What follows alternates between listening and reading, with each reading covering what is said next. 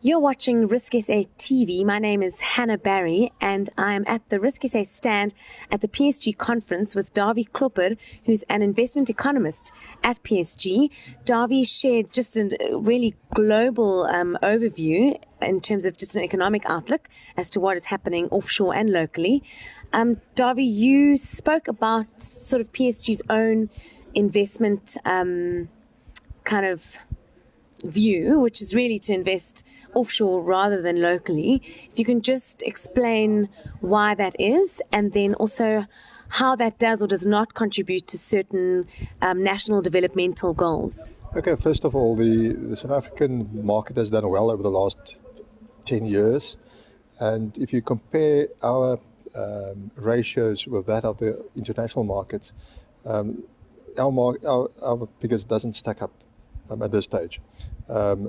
We are slightly more expensive than what we would like to be. If you then must make an asset allocation decision, you will go offshore rather. Those markets tend to is looking attractively priced at this stage. They're paying good dividends, trading at attractive dividend yields, and therefore we recommend to our clients to rather invest offshore now. Use your allocations to take money offshore now.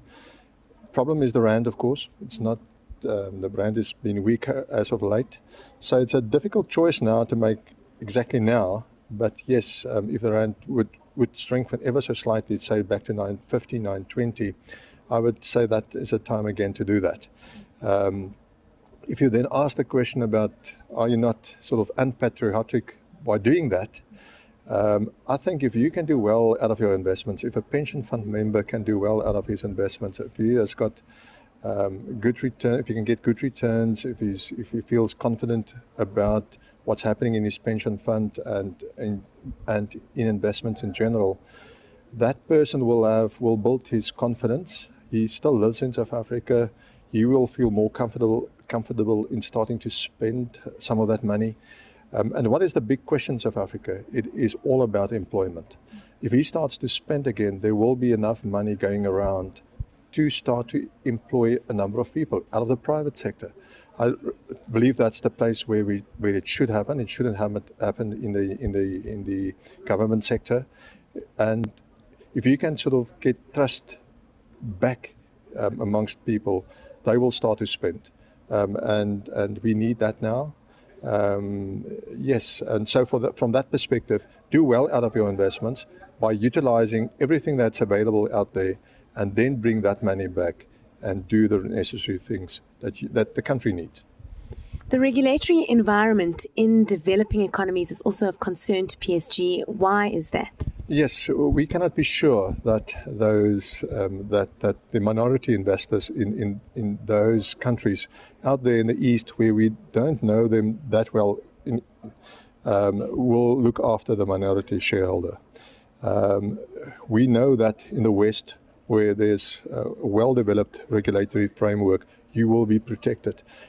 It is just so that some of those management and majority shareholders in the East and other developing world places regard the money from investors almost as if it is their own, and you cannot be exactly sure that they will protect you if you need protection, and therefore we say there's a lot of companies in the West that's regulated or listed in the West that do business in the East, where they get their growth from, but that they bring it back then to the West, where they then report on that.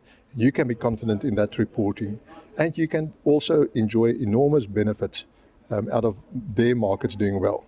You don't need to go and dabble in those unsure markets unless you've got the capability of going to do the research yourself. If you get to know that management, it's impossible for a smaller investor to do so.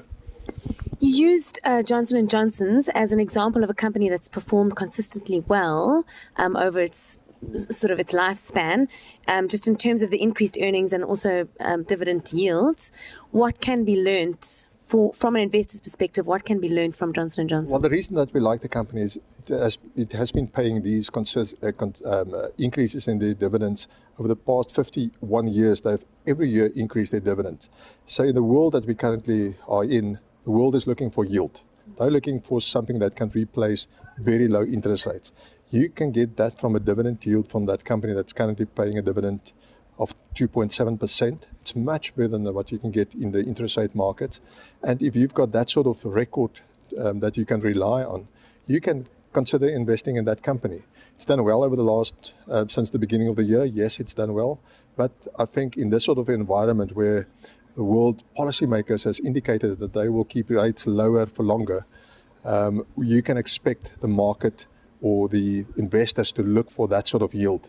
There are a number of other companies that also fit that sort of bill, perhaps not that such a good record, but it pays decent dividends that you can trust that they will continue to pay that. That whatever almost happens in the world, they will not have to cut their dividend. And therefore, if you can get a company, a good, solid blue chip company like that pays a dividend of more than 2.5%, and some of them even up to 3 to 4%, you can sort of, with a lot of peace in mind, invest in that company.